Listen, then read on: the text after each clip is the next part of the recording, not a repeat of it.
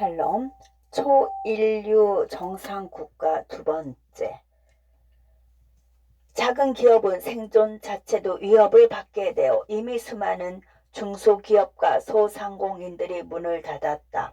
최저임금 제도는 반드시 필요하지만 최저임금 인상률은 경제 성장률 등 객관적 근거에 따라 합리적으로 조정해 가야 한다. 즉시 법과 규정을 개정하여 중소기업, 소상공인의 숨통을 열어드려야 한다. 또한 근로시간 규제도 반드시 고쳐야 한다. 지금은 주 52시간이 근로시간의 최대한이며 이를 어기면 형사처벌까지 받게 된다. 나라 경제가 발전하고 선진화하면서 근로시간을 줄이는 것은 필요하지만 무리하게 한도를 정해서 강제하는 것은 잘못된 것이다. 기본적 개선 방향은 제시하지만 각 기업들이 상황에 맞게 탄력성을 부여해야 한다. 예를 들어 신기술 신산업에서는 단기간에 성과를 내야 하는 경우가 많은데 근로시간 규제 때문에 기술개발 성과 확보에 장애가 될 수 있다. 자녀 양육 등 상황에 따라 좀 더 많은 수입을 얻어야 할 경우에는 건강을 유지하면서도 좀 더 일하고 그에 따라 소득을 늘릴 기회를 열어주는 탄력적 적용이 필요하다. 그 범위를 어떻게 할 것인지, 즉 근로시간의 한계 그리고 근로시간의 탄력성 부여는 어떤 경우에 가능한지 국민의 뜻을 모아 개선의 방향과 범위를 결정해야 한다. 셋째, 기업 활력 정상화. 우리나라의 경우 중소기업 숫자는 전체 기업 수의 99%에 달하는 절대적 상황이다. 이러한 중소기업의 경쟁력을 획기적으로 높이고 이를 통해 좋은 일자리를 많이 만들어내는 것은 참으로 중요하고 또한 반드시 추진해야 하는 과제이다. 대한민국을 스타트업 네이션으로 탈바꿈시켜 4차 산업 관련 혁신, 스타트업들을 많이 만들어내고 유니콘 기업으로 성장시켜 전체 경제 분위기를 향상하고 또한 이를 통해 양질의 일자리를 창출해야 한다. 대한민국 전체가 창업 플랫폼으로 참여할 수 있도록 제반, 제도 및 인프라 모두를 개혁하는 것이 필요하다. 기업들의 생존 메커니즘을 이해하고 파악한 후 정부가 새로운 샌드박스, 규제 프리존을 과감히 만들어주고 특정 지역의 클리스타를 이루어 산업 정체성을 확보할 수 있게 해주어야 한다. 이를 통해 더 많은 신규 투자를 이끌어냄과 동시에 관련된 제반시설과 규제 완화 등을 뒷받침해 주어 새로운 경제 생태계를 곳곳에 만들어내야 한다. 지금 세계는 스마트 도시로의 전환에 스타트업을 연계시켜 도시들이 가지고 있는 문제점들을 4차 산업기술로 해결하고 있다. 무인 드론, 자율주행 자동차 등 다양한 첨단 기술이 활용될 수 있도록 불필요한 규제를 없애고 스타트업들이 활용할 수 있도록 비즈니스 생태계를 만들어 준다면 다양한 지역을 기반으로 한 스타트업들이 생길 것으로 기대한다. 이를 활성화시키기 위해 벤처 창업 경연 대회를 매일 또는 주기적으로 개최하고 지원해 주는 것도 하나의 방안이 될 것이다. 넷째, 국가 경쟁력 정상화. 나아가 국가 경쟁력을 정상화하기 위해서 4차 산업혁명 시대에 걸맞는 혁신 주도 성장이 필요하다. 이를 위해 융복합혁신 특구를 육성하는 것이 필요하다. 실제로 AI는 우리 사회 내 엄청난 변화와 혜택을 안겨주었다. 엄청난 양의 데이터에 대한 분류 및 그룹화 방법과 발러닝 기술이 들어서면서 인간을 능가하는 정보 처리 역량으로 우리가 생각해내지 못한 해법들을 예측하기 시작했다. 문제는 앞으로 필요한 데이터 양이 더 엄청난다는 것이다. 가령 자율주행 자동차가 도입되어 세계에 있는 모든 자동들이 하나의 IT 기기로 한다든가 모든 주택들이 스마트 하우스로 변화되어 자동 관리 기능들이 추가된다면 데이터 증가 추세는 극대화될 것이다. 그러나 이런 시대적 변화가 눈앞에 들이닥쳤음에도 불구하고 한국 경제는 AI 패러다임 변화 가운데 총체적인 위기 상황에 놓여 있다. 한국무역협회 국제무역연구원에 따르면 대한민국의 4차 산업혁명 경쟁력은 세계 주요국 가운데 19위에 불과하다. 특히 우리나라가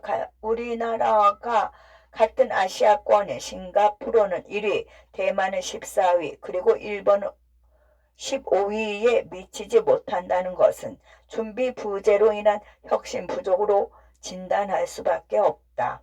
그러므로 혁신 주도 성장을 위한 밑그림을 정부가 주도해서 만들어야 한다.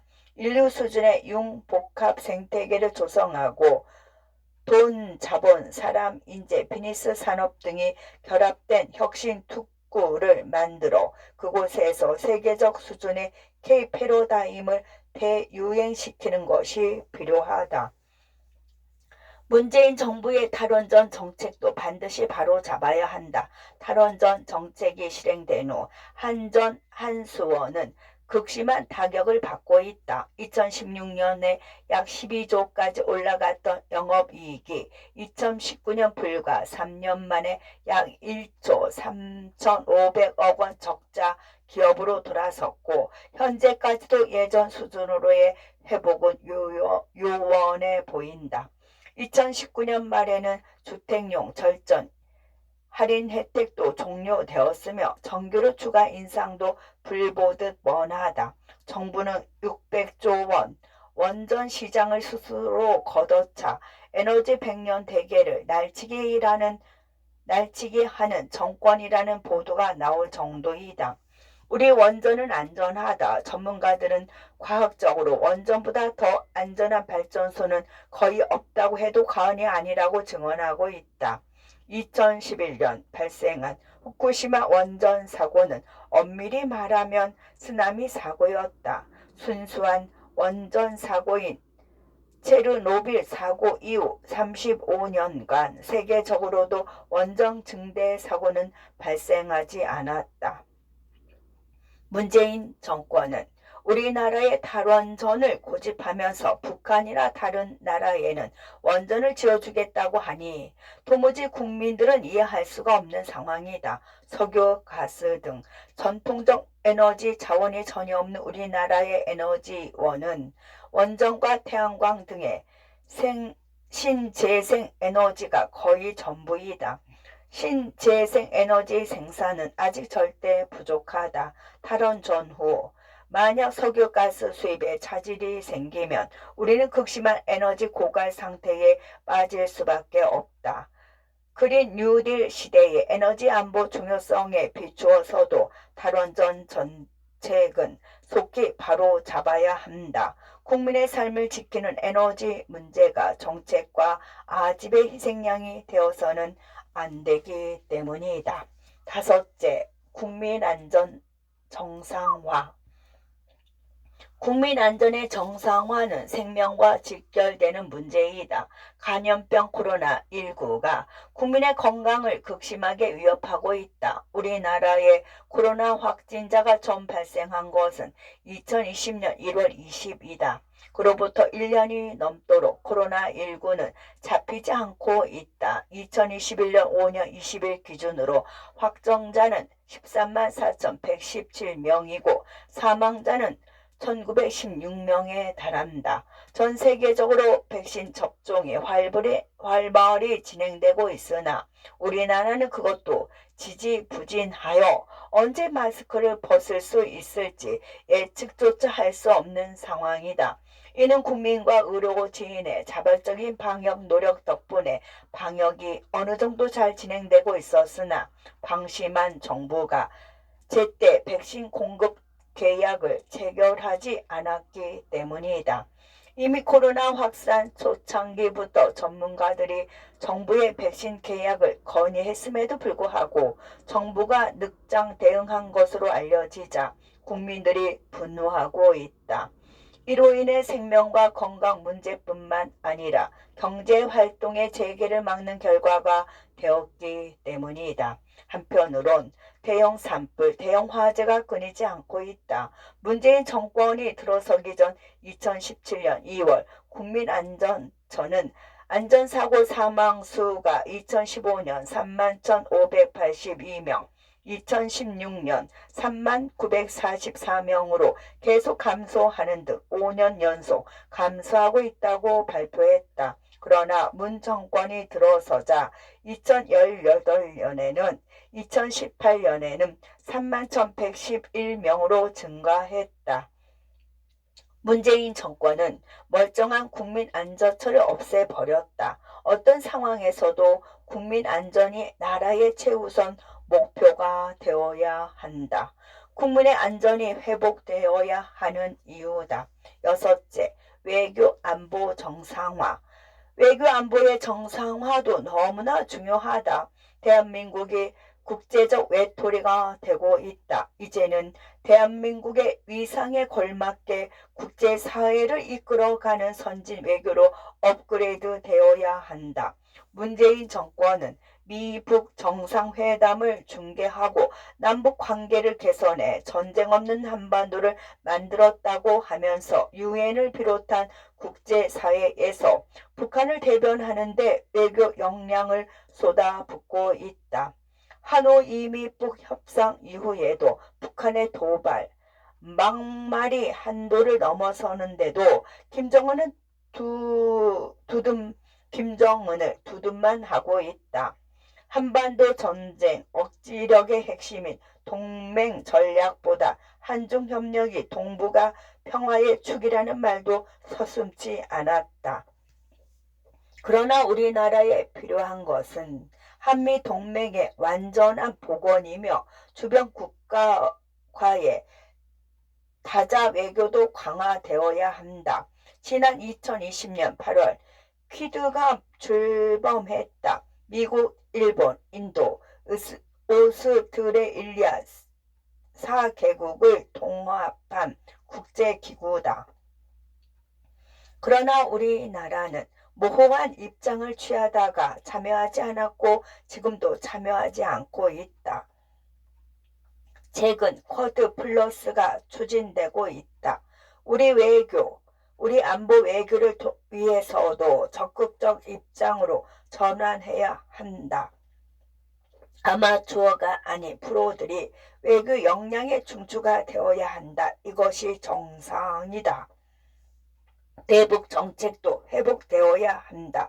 끝없는 북한 눈치 보기가 아니라 한반도 진짜 평화를 위한 대북 정책으로 전환해야 한다. 미국을 비롯한 국제사회와 함께 북한 비핵화 정책을 강력히 추진해야 한다. 북한은 계속 핵실험, 탄도미사일을 실험 발사하며 도발의 수위를 높여가고 있는데 이는 결국 대한민국에 대한 다양한 위협이 되는 것이다. 남북 대화는 끈기 있게 지속 추진해 나아가되 북한 국제화, 시장화 프로젝트도 추진해야 한다. 이것이 통일의 기반이 되기 때문이다. 남북 공동 연락사무소 무단 파괴와 같은 북한의 도발에 대해서는 단호한 조치를 하고 잘못된 남북 군사협정부터 확실히 고쳐 나가되 인도적 지원 등 남북 대화는 이어감으로써 통일의 기반을 확보해 나가야 한다. 안보는 국민의 생명, 안전과 직결되는 것이고 외교는 우리의 국익과 위상에 막대한 영향을 미치는 것이다. 그런데 안보는 우리 혼자 지키기 쉽지 않고 격변하는 세계 정세 속에서 외교가 소홀해서는 안 된다. 무엇보다도 근본적으로 외교 안보 정책을 제대로 수립하고자 하는 대통령의 인식 변화가 중요하다. 일곱째, 교육 정상화. 교육이 바로 되어야 한다. 가장 문제가 많지만 또한 가장 바꾸기 힘든 분야가 바로 교육이다. 그러나 교육개혁은 우리의 미래를 위해서도 지속 추진해야 한다.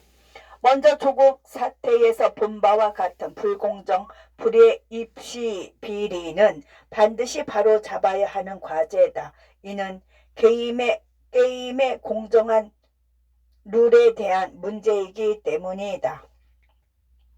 공교육을 정상화하여 사교육 부담을 줄이는 것이 학부모, 학생들의 사교육 부담을 줄여주는 방법일 터인데 사교육 스타 강사를 따라가는 수험생들의 니즈를 공교육에서 어떻게 실현할 수 있을지에 대한 깊은 고민이 필요하다. 공교육 교사들은 임용고시를 거친 탁월한 분들이다. 교사들에 대한 획기적 처우 개선과 수업의 부담을 최소화하고 인센티브를 제공하는 등 그들의 열정을 끌어낼 수 있는 시스템을 구축해야 한다. 나아가 한국형 마이스티고의 기능적 강화를 위해 청소년의 다양한 역량을 키워 대학 진학 이외에 다양한 진로를 마련하고 자신의 직업이 사회적으로 인정을 받으며 동시에 높은 소득을 올릴 수 있도록 해야 한다. 그러면 학벌주의 또한 자연스럽게 타파될 수 있을 것이다. 또한 암기식 학습 부담을 덜어주고 다양한 체험활동과 진로 모색이 가능한 자유학기제, 자유학년제 등이 확대 실시되고 있는 상황에서 오히려 관련 지원금은 줄어들어 학생들에게 꿈과 진로에 대해 탐색하는 시간을 제공하자는 취지를 제대로 살리지 못하고 있다. 따라서 자유학기제, 자유학년제의 취지를 제대로 살리기 위해서는 충분한 예산 자원이 필요하며 단순히 일부 강사만을 초빙하는 데에 그치지 않고 중학생도 직업을 체험할 수 있는 미니 1턴제가 다양한 양질의 커리큘럼 개발이 필요하다. 한편 4차 산업혁명 시대에 대비하여 선진국에서 과학기술, 공학, 수학, 열풍 등 교육혁신이 일어나고 있는 반면 우리나라는 장기간의 하향평준화와 교육통제 정책으로 우수인재 양성이 부족하다. 인공지능, AI, 블록체인 등 첨단 분야 인재 확보에 차질이 생기게 되면 급변하는 세계 경제 질서 속에서 앞서 나갈 수 없다. 또한 더 어린 학생, 유아들을 위해서는 종일학교, 종일보육 시스템을 대폭 확대해야 한다. 국가가 전 주기 교육, 보육을 책임짐으로써 저출산 문제 해결에도 기여할 수 있을 것이다. 교육개혁 과제를 성공적으로 수행하기 위해서는 교육부 폐지 수준의 혁신이 필요하다. 교육부가 바뀌지 않으니 교육도 바뀌지 않기 때문이다. 지금까지는 국정의 정상화 방안을 이야기했다. 그러나 여기서 멈춰서는 안 된다. 더 중요한 것이 가치의 정상화이다. 가치의 정상화. 첫째, 정의, 공정, 자유의 정상화. 지금 우리가 반드시 지켜야 할 가장 소중한 가치는 역시 정의와 공정과 자유이다. 그런데 문재인 정권이 들어 유독 정의와 공정에 대해 많이들 언급하고 있으나 실제로는 그 어느 때보다도 정의와 공정의 가치가 흔들리고 있다. 586 운동권 세력들은 권력을 잡자마자 본색을 드러냈다. 정의와 공정은 단지 포장용이었을 뿐 실제로는 불의와 불공정의 악취가 끊이지 않는다. 끊이지 않았다. 문재인 정권 하에서 조국 전 법무부 장관 일가, 추미애 전 법무부 장관, 윤미향 정의기억연대 이사장 김경수 경남도지사, LH 직원 등의 불평등, 불공정, 불의, 그리고 이를 숨기기 위한 거짓말, 위선의 실상을 국민들은 낱낱이 목도했다. 게다가 반성은커녕 오히려 당당하게 큰소리치는 그들의 적반하장에 국민들은 분노했고 청년들은 울분을 토했다. 이것이 현 정권의 민낯이다. 이 모두 정상이 아니다. 우리가 잊고 있던 사이에 뿌리마저 뽑혀가는 정의와 공정의 가치를 회복해야 한다. 우리 미래 세대에게 정의롭고 공정한 정상 국가를 물려주어야 한다. 그런 와중에 자유의 가치도 흔들리고 있다. 문재인 정권은 심지어 대한민국 헌법에서까지 자유라는 단어 자체를 주려하고 있다. 문재인 정부 들어 자유라는 말 자체가 거의 들리지 않고 있다. 그러나 우리가 지키려고 하는 민주주의는 헌법에 명시된 자유민주주의이다. 자유민주주의는 자유주의와 민주주의의 결합체이다. 자유주의는 개인의 자유를 중시한다. 그런데 지금 대한민국에서 개인의 자유를 존중되지 못하고 있다. 국가가 국민이 집을 사는 것까지 간섭하고 막아설 뿐만 아니라 표현의 자유를 제한하고 있다는 인권 문제로 미연방의회 청문회의 대상이 되는 부끄러운 지경까지 이르게 되었다. 기업 옥죄기를 넘어서 코로나19를 빌미로 한 국민 옥죄기도 도를 넘었다. 기준 자체가 애매하고 비합리적이며 가족끼리도 제대로 만날 수 없게 되었다. 굵고 짧게 해야 할 사회적 거리 두기를 길게 하고 있다. 국민의 고통을 인내하기 어려운 상황이 되고 있다. 문재인 정권 들어 정권과 다른 입장만 보여도 부당한 세무조사에 들어간다는 말도 적지 않다. 국가주의 나라에서 흔한 일이 지금 대한민국에서 벌어지고 있다. 개인정보가 국가에 의해 관리되며 공공연히 사회주의가 선전되기도 한다. 우리나라가 과연 자유주의 나라가 맞는가? 자유의 가치는 반드시 지켜내야 한다. 둘째, 자유민주주의 시장경제 법치의 정상화. 자유민주주의와 시장경제, 법치의 헌법적 가치가 회복되어야 한다. 지금 우리나라의 자유민주주의 자체도 흔들리고 있으며 시장경제도 국가 주도 통제에 의해 왜곡되고 있다. 자유에 기반하지 아니한 민주주의는 진정한 민주주의가 아니다. 사회민주주의, 인민민주주의는 우리가 추구하는 민주주의가 아니다. 그래서 헌법 가치를 지키는 것이 중요한 것이다. 시장 경제의 내용도 상황과 시대 변화에 따라 수정 보완될 수 있으나 그럴 경우에도 시장과 국민이 자유롭고 창의적으로 이끌어가는 시장 경제의 본질적 가치가 훼손되어서는 안 된다. 나아가 지금 우리나라에서는 헌법 가치의 핵심 중 하나인 법치가 훼손되고 있다. 지금 하버드 대학의 스티브 레비츠카 다니엘 지블레 교수는 어떻게 민주주의는 무너지는가라는 공저에서 민주주의의 위기를 이렇게 설파하고 있다.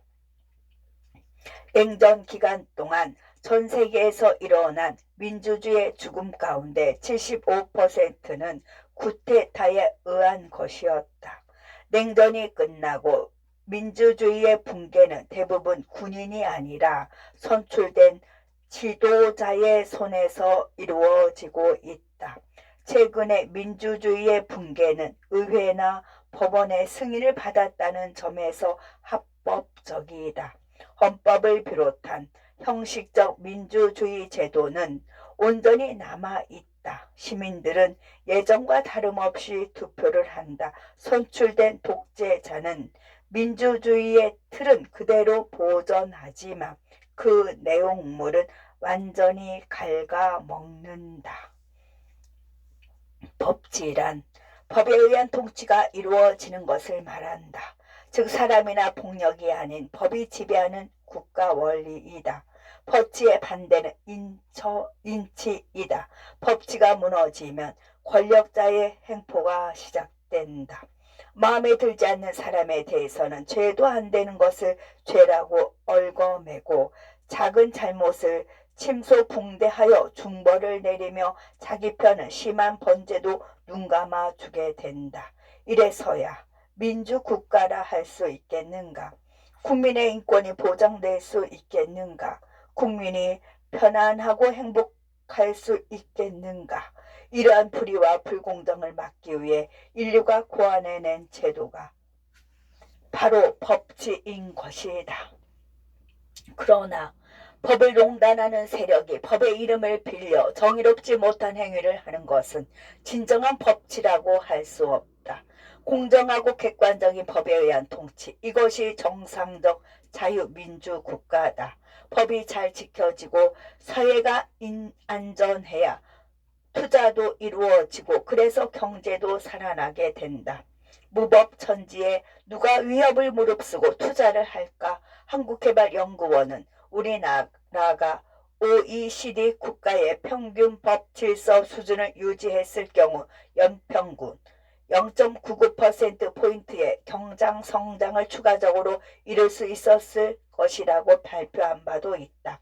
지난 10년간 우리나라 경제 성장률이 연평균 2.53%였음을 감안하면 매년 1%라는 것은 정말 대단한 것이다.